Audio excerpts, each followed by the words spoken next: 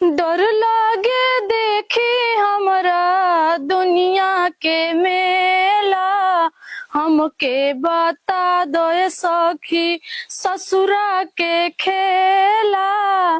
लज लागे तोहरा से बतई बताई के, अवतानी देवरा से ढोड़ी चटवाई के।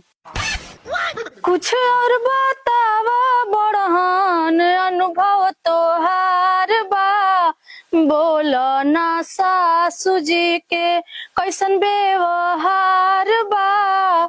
सोचबो ना करी मिली मुदे खाई तो हके गड्डी हो, सस तो हर पुछिया पेनलू कौन कलर के चढ़ी हो।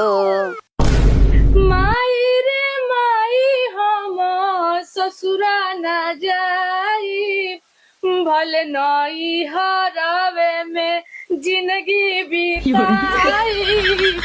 आवे के पड़ी के तनो दिल में बादुख हो, देवरे लगावे हवा चोलिया के हुक हो। के भी कभी रोते हैं क्या? हाँ यार, हम लड़के हम खुद ही रोते हैं और खुद ही चुप हो जाते हैं, ये सोचकर कि कोई हमारा भी होता तो हमें रोने नहीं देता।